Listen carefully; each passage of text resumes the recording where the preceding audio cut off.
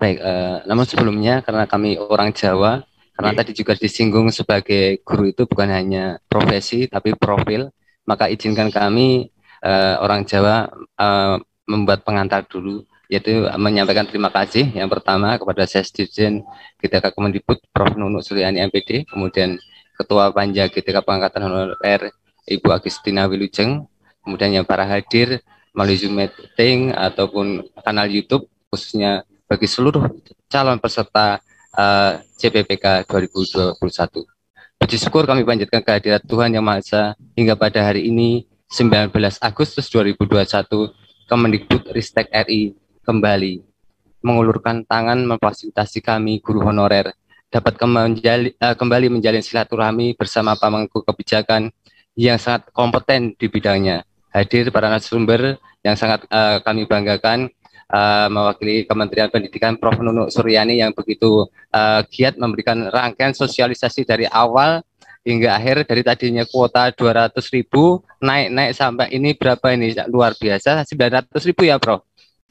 Kemudian juga tadi dari DPR RI hadir juga Ketua Panja GTK Honorer pada sebuah tema yang sangat dinantikan oleh seluruh honorer di Indonesia, yaitu rekrutmen guru P3K. Sebuah tema yang sangat update, yang dinanti bukan hanya yang mengikuti saja pendaftaran, tapi juga tenaga kependidikan yang berharap nantinya mendapat kuota. Khususnya sekarang ada ratusan ribu yang sudah lolos seleksi administrasi. Nah, ini pada kesempatan ini juga kami harap nanti bisa untuk sekaligus menanyakan beberapa poin permohonan kami, karena ada beberapa ya kendala-kendala di lapangan Prof. Nunuk. Namun demikian, pada intinya kami menyampaikan terima kasih kepada Mendikbud RI dan Bapak Joko Widodo yang telah memperjuangkan kuota 1 juta ini. Bukan hanya kuota, tapi anggarannya anggaran APBN. Kalau dulu mungkin juga agak bingung ya Bu. Kemudian berbagai macam kemudahan tadi yang sudah diberikan, adanya bukan hanya diberikan kuota terus bingung cari tes materi sendiri, tapi ini diberikan fasilitasi pelatihan tes sehingga membekali kami agar lebih siap honorer seluruh Indonesia ini menghadapi seleksi. Kemudian bukan hanya di situ, tapi kesempatan yang diberikan sampai 3 kali. Artinya ketika mungkin di tahap pertama nanti saya pribadi misalnya tidak lolos, saya tidak berkecil hati, masih ada kesempatan untuk mengikuti di tahap kedua atau ketiga. Namun demikian sejatinya memang bila manapun tidak lolos itu sebatas kompetisi, dan kami harap teman-teman pun atau semuanya bila tidak lolos tidak usah berkecil hati. Kami harap di 2022 dan 2023 dengan pola yang sama masih diberikan kesempatan. Kemudian dengan kuota 1 juta itu bukan hanya menjadi rekrutmen terbesar sepanjang sejarah di Indonesia, namun PP 49 ini bukan hanya menjadi payung hukum bagi K2 yang selama ini sudah ada di database kepegawaian, tapi juga honorer non kategori 2 yang datanya di Kemendikbud tapi tidak ada di BKN. Sekarang saat ini sudah ada di Menpan RB dan BKM dan siap untuk mengikuti rekrutmen P3K untuk mendapat kesejahteraan dan status kepegawaian. Inilah yang membuat kami berusaha untuk tidak menyia-nyiakan kesempatan ini. Artinya Mendikbud dan Bapak Joko Widodo itu sudah berupaya sekuat tenaga beserta jajarannya, khususnya Prof. Nunuk dan Pak Dirjen yang kadang di tengah kesibukannya juga konsultasi mau membahas, kadang membahasnya juga lebih terstruktur daripada kami honorer pada WA, malah tidak terstruktur. Para dirjen, para sesdirjen itu membalas pertanyaan-pertanyaan di tengah kesibukan, itu wujud begitu perhatiannya para pejabat di Kemendikbud pada era kepemimpinan Bapak Joko Widodo dan Bapak Nadiem Makarim yang patut kita apresiasi. Kemudian tentu saja ini merupakan bentuk perhatian yang sangat besar pemerintah untuk meningkatkan kualitas, kompetensi dan kesejahteraan seluruh honorer. Oleh karena itu, tadi dalam rangka mempersiapkan rekrutmen, memang kami melakukan berbagai macam upaya, karena kami rata-rata sudah tua, Prof. Kadang lupa, kadang mencoba latihan di fasilitas yang diberikan oleh Kemendikbud. Kami juga menggunakan fasilitasi belajar dari PGRI. Bahkan kemarin kita juga membuat e-book gratis untuk dibagikan bagi teman-teman yang mapelnya tidak ada, Prof. Untuk PAI sudah ada, Prof. Untuk PAI?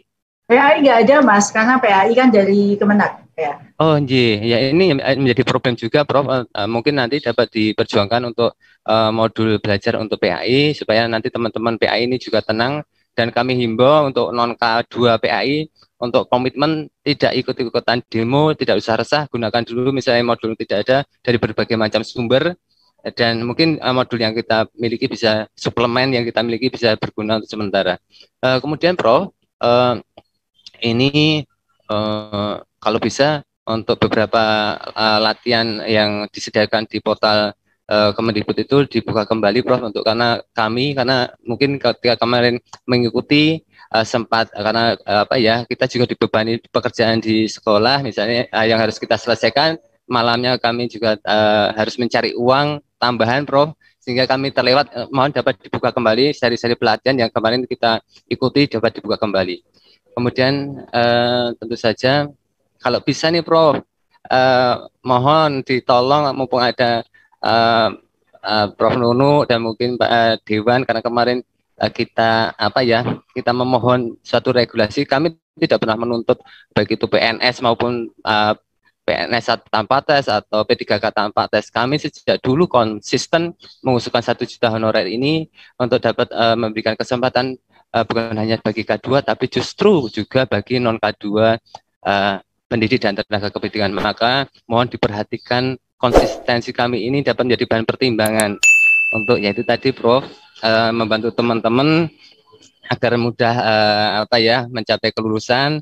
Yang pertama kalau bisa, ini ada pertanyaan, Prof, sebagaimana tindak lanjut permohonan yang kemarin, kapan nih, Prof, dibukanya pendaftaran, dan kami tetap bersabar kapanpun waktunya. Sudah kami himbau kepada pengurus dan ketua, pengurus dan anggota tergabung untuk sabar menanti, Mbak, sambil mengecek laman http guru P3K guru P3K .go.id atau SSCN BKN untuk selalu memantau, karena kemarin juga sempat muncul deklarasi sehat, kemudian nanti katanya juga harus melengkapi kartu bukti bebas COVID, artinya harus memiliki keterangan jati diri bebas COVID. Nah, ini harusnya sampai ke semua honorer. Kadang ini teman-teman honorer juga AB atau mungkin tidak sempat membuka-buka, dan mungkin informasi ini penting, padahal itu sebagai salah satu syarat pokok para peserta seleksi tes. Nah, setidaknya peserta honorer pun juga sudah memiliki draft map untuk kesiapan dokumen yang dimiliki. Namun demikian kami harap tetap ini berlangsung 3 kali, walaupun jadwalnya mundur pun kami tidak masalah, malah mungkin ada kesempatan atau hikmah bagi kami untuk belajar lebih intens. Kemudian, Prof, kalau bisa nih kami teman-teman honorer di seluruh Indonesia ini ditambahi sedikit dong, Prof, kalau ada tambahan bonus poin, Prof, karena kemarin pemerintah khususnya Pak Mendikbud sudah memberikan hadiah yang sangat besar untuk honorer yang memiliki sertifikat pendidik 100% pada nilai kompetensi teknis. Mungkin untuk honorer yang memiliki masa kerja 5 tahun, 10 tahun, atau 25 tahun itu mendapat bonus tambahan, apalagi yang memiliki akta 4 mohon dapat dipertimbangkan untuk mendapat nilai kredit poin, entah itu dapat 5% atau 10%. Monggo kebijakan kami silahkan kembali, karena ini kemarin juga teman-teman pada menanyakan, mohon diperjuangkan kembali bonus tambahan untuk nilai kompetensi teknis. Kemudian kalau bisa, Prof, diupayakan passing grade ini yang menjadi momok seluruh honorer di Indonesia, Prof. Passing grade kalau bisa tidak lebih tinggi dari passing grade 2019 khususnya untuk guru honorer ini, Prof. Atau syukur di bawahnya 2019 untuk passing grade P3K. Kemudian kegembiraan kami sebetulnya sangat luar biasa, Prof. Karena tadi kami hanya minta 1 juta honorer ini kuota P3K untuk honorer. Ini kan sudah sebetulnya tercapai. Bahkan kemarin kita audiensi dengan Prof Nunu, 99% itu pemerintah sudah mengabulkan permohonan kami. Tinggal 1%, yaitu apa? Formasi jabatan yang belum terakomodir. Nah, mohon nanti sebagaimana usulan kami kemarin, 5 poin usulan di poin ketiga untuk formasi tenaga administrasi kami mohon untuk tahun ini atau tahun depan diperjuangkan formasinya. Tentu saja permohonan kami sampai akhir 2023 karena kami yakin program Menpan RB itu untuk menyelesaikan honorer sampai 2023 ini akan terlaksana. Namun demikian kami percaya mungkin tidak semuanya honorer ini lolos, Prof. Sampai 2023 pun walaupun kesempatannya banyak, mohon nanti adanya skema bantuan BSU itu bisa berkesinambungan. Karena ini sangat kami rasakan, Prof, di era pandemi. Kadang kami jualan bensin juga tidak laku, kadang laku 10 liter, jadi lakunya 5 liter. Nah, ini sangat mengganggu ekonomi lah. Bantuan BSU Kemendikbud kemarin sangat kami rasakan bagi seluruh honorer.